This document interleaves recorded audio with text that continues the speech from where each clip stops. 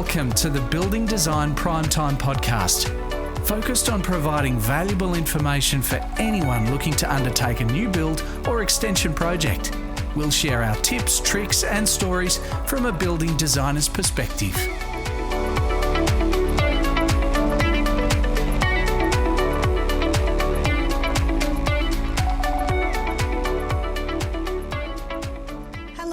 Welcome to the Building Design Primetime Podcast. I'm your host, Amelia, and once again we're joined by Frank Geskus. Hey, Amelia. Hey, Frank, and I'm so excited to welcome our special guest today.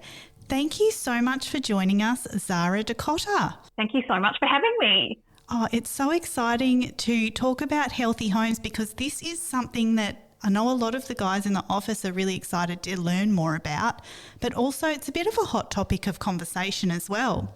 Sure is. It's great to see it getting more focus in the building industry. So give us a little bit of a background into you, Zara, and how you got started into healthy homes and becoming a building biologist. Can I just say, that is the coolest name for a job description, building biologist. Building biologist. Yeah, it's a pretty fascinating field. And so I'm a building biology new build consultant, and this has become my passion and my life's work after going through my own challenges with cancer and environmental illness. So my life was shaken up in a big way just before I turned 30. I had my first cancer diagnosis. I was diagnosed with breast cancer, and that led to quite significant lifestyle changes. So the switch to organic food and skincare and cleaning products and learning to meditate and leaving my corporate career and feeling pretty confident that I'd learned everything I needed to learn off the back of that experience until 2 years later when I was diagnosed with a melanoma. And then very shortly after that, lost a close friend to breast cancer. And even though I'd been incredibly lucky in that my cancers hadn't made me sick, I had about 20 plus symptoms that no doctor was able to diagnose, and went on a search for answers and uncovered more than I had ever anticipated I would in my lifetime, and discovered that I'm one of the 1 in 4 people who are genetically susceptible to mould, and was told anytime I wanted to move home for the rest of my life, I would need to get it assessed by a building biologist, which everyone around me thought was pretty far-fetched. This was back in 2015 when mould being a hazard to human health wasn't really recognised. And so after sort of 6 months of, I did make some changes in my home and had it assessed by a building biologist, and there were some things that he suggested wasn't going to be the ideal place for me long term. So I left my home in Melbourne, then moved to Sydney, ironically, one of the mouldiest cities in Australia, and spent 4 years moving from one water damaged building to the next, initially getting sicker, before eventually moving to the Northern Rivers and deciding that moving into a newly built home was going to be key to getting my health back on track. And I moved into this house 3 weeks after the builders had handed over the keys, and I woke up after the first night and my eyes were stinging so badly that I had to get out of my house while I let fresh air in. I had a rash for the first few months and I had bouts of nausea. And so I'd been implementing building biology principles already to make my own home healthier. But it was at this point that I decided, okay, there's some quite significant changes that are needed to the way homes are designed and built and the materials that are used. So that was the beginning of my studies in building biology. And I think the important thing to be aware of is, broadly speaking, building biology means building for life, and it's the study of the relationship between the built environment and the health of the human and the building in the environment. And the goal is for each of these 3 things to be in harmony. And my focus is specifically on new builds. So there are some building biologists that go and assess homes. So they'll do mould assessments or EMF assessments and look at indoor and air quality and light quality. But my focus is on design and materials and the health and environmental impacts of those. Excellent. Wow. That's incredible. What a story. That is an amazing story. And yeah, it's been quite a ride. Yes. And it's wonderful that you can now share those experiences. You know, yes. It can explain things to people. You know, I find that utterly amazing.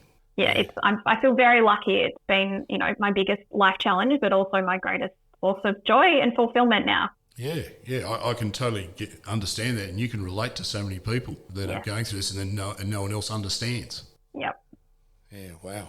And it's amazing, you sound like you've hopped from house to house, and they've all had fairly common problems with mould and with being unhealthy.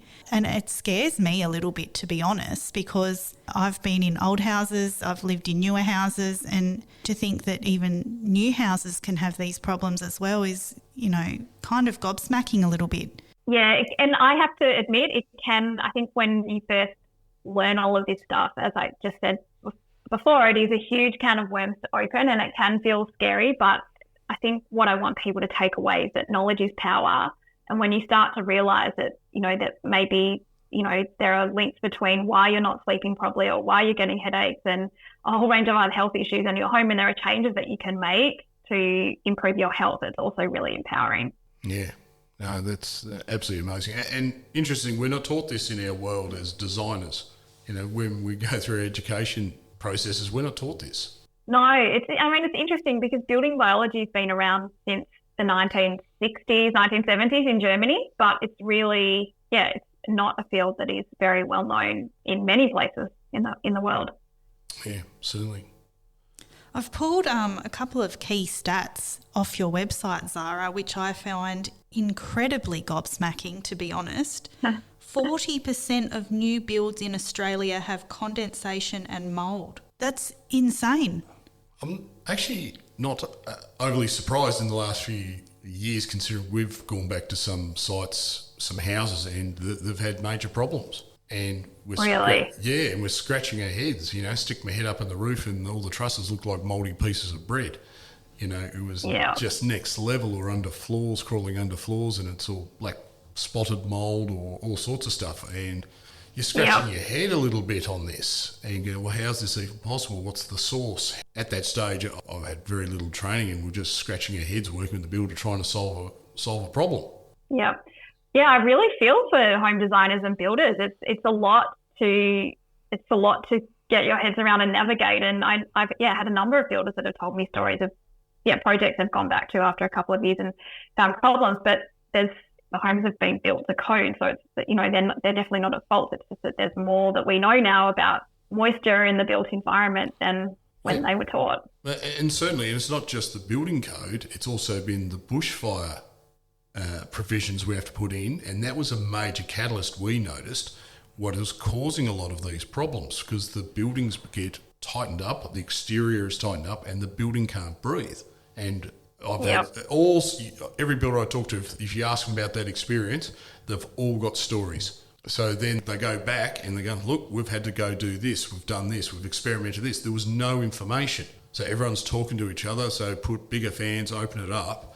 And I'll say straight out, we're not complying with the NCC, we're not complying with the bushfire stuff, just to get the house not have moisture build up inside. And in the roof cavity specifically, that's where we could see it. We can't see in the walls, but we could definitely see it in the roofs and under the floors. And it scared a lot of us. Yeah, I can imagine it would. Yeah. Yeah, so I think we're very lucky to have people like Dr. Mark Dewsbury and Professor Tim Law at the University of Tasmania have really been leading the way that led this study, the stat that you just referred to, Amelia, and which has led to the changes being incorporated into the National Construction Code and building science being incorporated into the National Construction Code, which is huge. But it still doesn't fully, it's a start. It doesn't fully address mould risk. And there's more things that need to be considered during the design and construction stage and material selection to reduce the mould risk. But what gets me? We're not the only country on this planet, and we may have some unique climate areas. We may be unique in some ways how we run our homes, but there's housing all around the world that would have come across these problems already. Yep.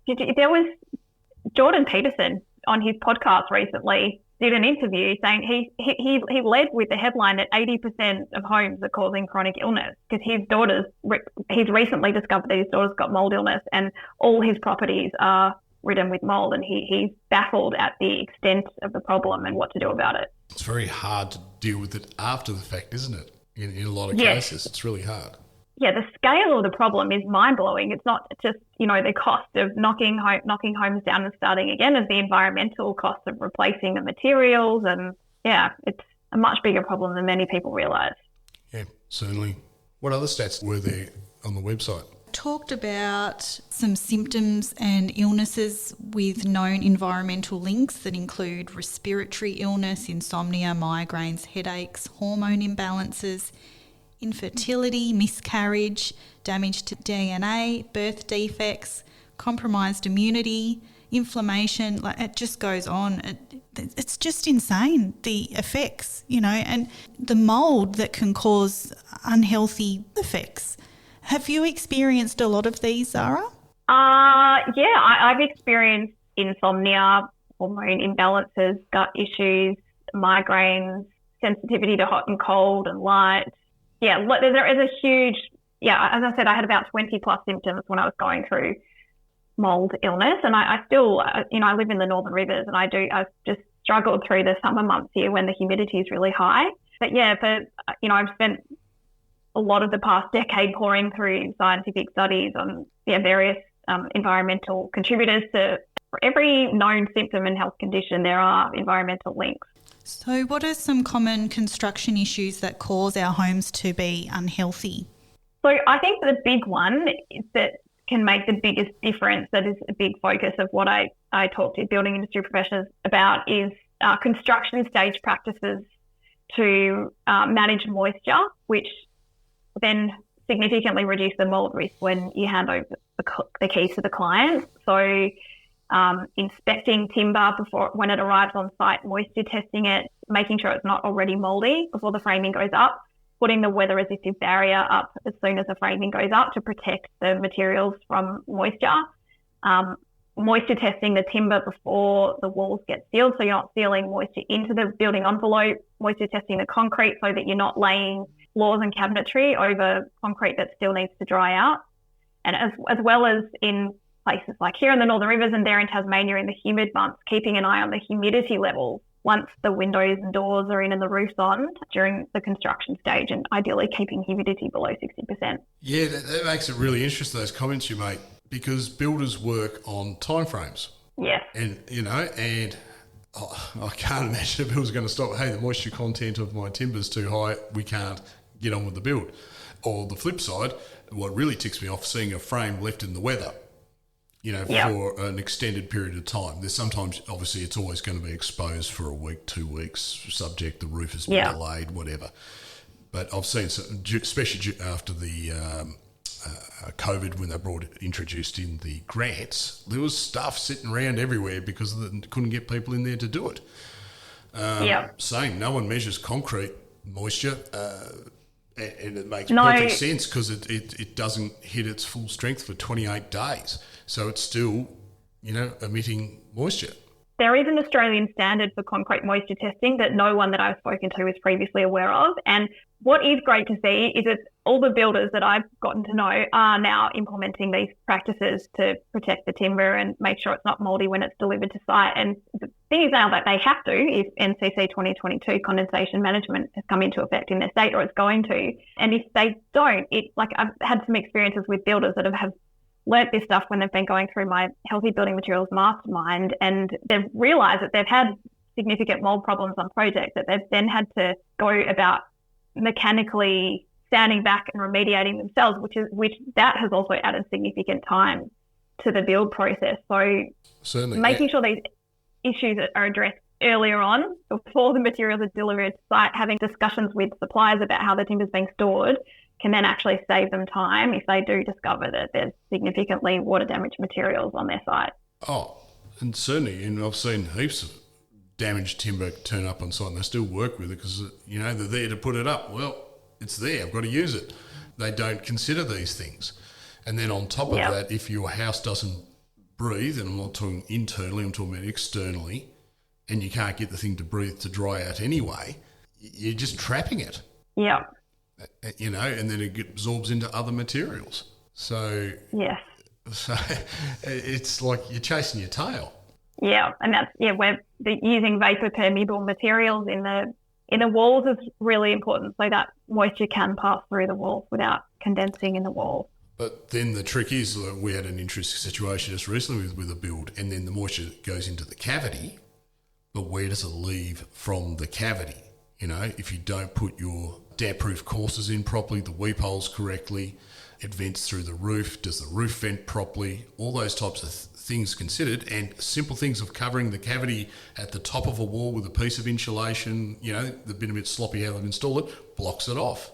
It's simple little things like that. And we had a case where they didn't put the DPC in the bottom of the brick and blockwork subfloor, so then you got air movement, but you didn't have the DPC to draw out any moisture can dribble out, literally pour out of the weep hole. So we had to come up with an alternative solution there. But it was interesting. The building surveyor picked it up and he wouldn't pass it until we got it fixed. So wow. He was all over it. What I find really interesting is this does not just start at construction stage. No. It's sort of a domino effect. It's the design, it's how the person who moves in, it's how they live. And it's before the design stage. But also what's interesting, in this particular case, the brickies and the builder goes, I've never done that before in 20 years, yet it's always been in the building code. Putting the damp-proof course to the weep holes, it's always been there. This is with brick. Really? Yeah, and that's what their claim was. And I said, trying to figure this out, how's this even possible? And again, this comes down to the education of the builders, but then the sub-trades. And the sub-trades, in certain cases, let the builders down because they expect them to know their stuff. Yeah. But the builder takes full responsibility of the build. So I think more education has to be done on this. Definitely. Yeah.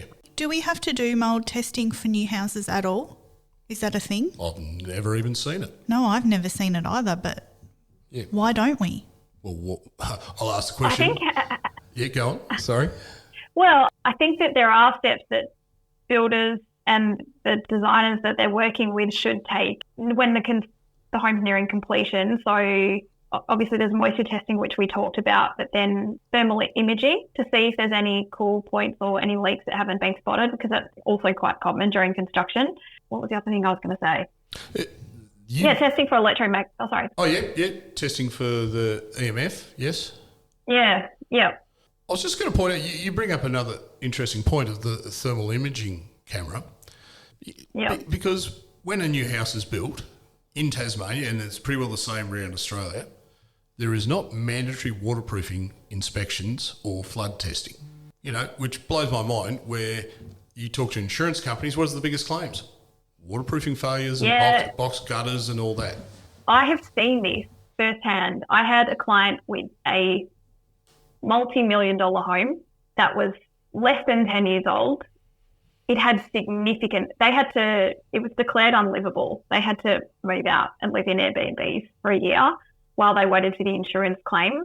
A lot of the problems were, there was a flat roof, so they're more prone to roof leaks, but also the windows and doors were not sealed properly. So whenever it was raining, rain was coming into the house. Flat window sills with standing water and timber is also quite common. Which is not allowed under the NCC, but they still do it. I know that there's a builder in Tassie, Sean, at Tassie Builders Blockhaven Homes. They're allowing extra time during construction to do the testing for water leaks, so the windows and the weather resistive barrier, which is an extra few days. But I know that when I build my home, I would want my builder to be factoring in time to do that. Yeah, and I totally agree. No different than the waterproofing testing, when you waterproof a bathroom or whatever it may be. But also there's no one inspecting the thermal side of it. So is your insulation installed as per code? Yeah. Has it been put in, not all squashed and mangled or cut or gaps or, it doesn't bulge out. There's all these things. And no offence against plasterers, a lot of the plasterers install it, but the way it is, no one inspects to say that, yes, this has been done correctly, it will work wonderful. Because once you've got the membrane on the outside, your plastering inside, you're done. You can't fix it without tearing the place apart. Yeah. And also being able to document the findings, the moisture readings and the thermal imaging, to then, that significantly reduces the risks to the builder and designer, and also gives the client peace of mind that all the protocols are being followed. But our challenge is the government in Tasmania, and I'm pretty sure it's all the rest of them under the building regulations, they mandate the minimum amount of inspections. There's only 4. And I find it utterly ridiculous. Always have. And I voiced it when they upgraded the regulations. This is ridiculous. You should be doing heaps more. Oh, it costs money, does that. Of course it costs money to check that if the job's been done right. But it should be checked if it's done right. Yeah, I feel very disillusioned with so many different aspects of government regulations in relation to health that I've learnt to just not wait for policies to change and just focus on us setting the standards ourselves. Couldn't agree more. Yes, totally agree. You know, and it's the only way we're really going to make a change is by consumers and not let the regulations dictate that you go over and above, because that's a minimum. Yeah. We should be setting a higher standard ourselves, you know, and I would suggest quite a number of customers that we design for, if you suggest it to them and work with the builders, they'd be more than happy to do that and pay the extra for it. Yeah, I've heard so many builders say that. We don't want to just build to Australian standards because that's not aiming very high. We want to build much better than that. Exactly. That's good to hear, you know, that it's a rising issue and people are taking that on board, which is fantastic. Yeah. Yeah, it really is. It's great to see. But there's another part of the demographic in our industry that's just, it's wham bam, get it up, get it sold, move to the next project. Yes, I've heard some horror stories about that. Yeah, and also and also some of these builders or building companies, they have one foreman that's looking after 10 to 15 houses. So you can't control what's going on site well either. So I believe this is potentially going to be a large problem going forward in the future, and that will pull this stuff up. I think it definitely will be. I think the way that the industry is heading, with mould being recognised as a hazard to human health, engineered stone benchtops being banned, I think there will continue to be many more things. It's all media driven though, isn't it? Yeah, and it's also an interesting question of where do you draw the line? Because wood dust is a carcinogen, so do we ban timber framing because it's carcinogenic if it's inhaled when it's been cut on site? No, but you have appropriate PPE though. Yeah. So there's means and ways around all these things. It's just got to be true, and how you deal with it's got to be true and not. And again, I'll offend someone in the media. Sometimes they write stories that aren't always true or paint the full picture. And that's unfortunate. Rather than stick to the facts, keep it simple. This is what it is. This is how we fix it. Move on. Yeah. But from your experience, though, seeing some of the new homes, what do you think's one change that would be the greatest improvement to new homes? I think all homes should have pitched roofs and eaves. Yep. And really good drainage away from the foundations. In building biology, we say that every home should have a really good hat and a really good pair of boots. And we need to think about why we build a home in the first place and what is the purpose of a roof. We don't want water collecting on the roof. We want it to divert away from the home, and also not, like I've seen a mould report where it was a south-facing wall that had no eaves, and there was mould on that wall, and rain had puddled at the foundations and seeped through the concrete slab and then was contributing to high moisture levels inside the home. So it's also about diverting the rain away from the foundations. Well, any structural engineer that designs for homes would tell you that straight off the bat, you know. It's it's interesting because I've had a couple of property developers reach out and say this is a really important part, they really value health, but then when start suggesting things like this, it's too much. You know, they love the flat roofs and the aesthetic look and feel, and can't imagine how that would cause an issue. Yeah, so that's interesting. Like for our business, it was quite a number of years ago, we noticed a certain thing around people's new homes. They didn't put drains around their homes and fall things away. And then I made a decision as a business, right, we're putting drains and pits everywhere. And when we put it on the drawings, it has to be installed because it gets a permit. Since we've done that, the amount of little issues around the house have reduced significantly. I can imagine. You know, and that's from a structural point plus from a workability around the house as well. Yeah, and also making sure that the home is built on a foundation that's suited to the site. So if it's on a slope or the bottom of a hill, it should be on stumps, not on a slab. That's always a tough one. I know from our experience we have both, and sometimes it's not suited to how it's being built. But normally when we've got a sloping site, there's a heck of a lot more drainage in, and not just around the house, but above the house. So cuts it off well before it comes down the hill. You're putting ag drains in, you're putting plenty of pits in. There's a philosophy, too much drainage is never enough. Because things are changing with our environment. I can see it. The intensive rainfall, especially I noticed in Tasmania, the intensive rainfalls is increasing, and our current drainage is not working around houses. Yeah. I mean, my home has wide eaves, but I just had on the weekend, it's happened so many times since I've moved into this house. If I leave my door open in my bedroom and I go downstairs, it starts raining, I go up and the rain comes in, so like it comes into my bed. Like that's how it's like coming in at the side, wind-driven rain that's coming inside the house. It's crazy. That is bonkers. Oh, wow. Yeah. But depending on wind, a whole bunch of factors, isn't it? But you know what gets me though? Sorry, I'm getting my soapbox again on this. Is with normal eaves gutters, why don't we have overflows? Because you have these intense rainfall. Because when it fills up, where does it go? It goes into the eave. Yeah. Why don't we have overflows? Like Queensland has it, where they've got slots in their gutters. I think certain parts of New South Wales and Tassie, we can't even get those gutters. So where does the water go? It goes in the eaves and then it potentially can go into the house. A good suggestion. You know, it's not hard. I've had it with, you do with the old 60s homes and stuff like that, and they know they've had problems. It says get hole saw in and cut holes into your gutter. So when she all goes a bit pear-shaped, because these old homes from the 60s only had, might be 130, 140 square metre home. It's only got 2 downpipes on the whole thing. So drill some extra holes in it to let it go. Gosh. So, you're just dealing with things like that because of the change of our climate. But also expectations of customers of what they want in their homes, but also renovating old homes. We make a lot of suggestions to them about improving it. If you're going to do an extension, you might as well put extra drainage, extra ventilation, do all these types of things. Yeah, that's great that you're educating them. I know it's not easy. I've had some builders this week saying they're, having conversations with clients around, guiding them towards decisions that will be better for their health. And for clients that aren't already health aware, it's coming across as though they're trying to upsell them. And I'm just like, these builders really care about you. They've gone and become informed and they really care about your health. So there's a huge need for everyone to be better informed. I think one thing would help is seeing examples. This could be you inside your house that you can't see. Yeah. New, old homes that have been modified, because that's a killer. Modify a home, you're blocking all the vents and, you're causing problems. Yeah.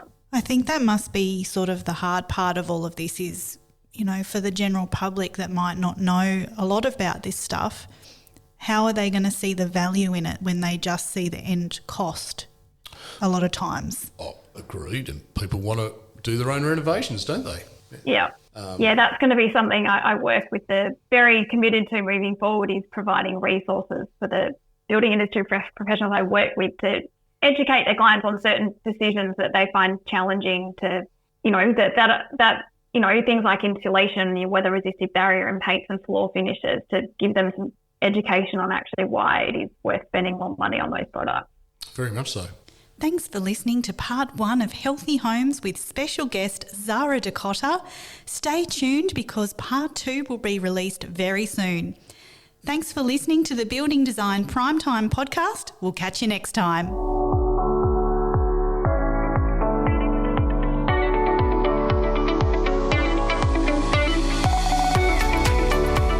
You're listening to the Building Design Primetime podcast.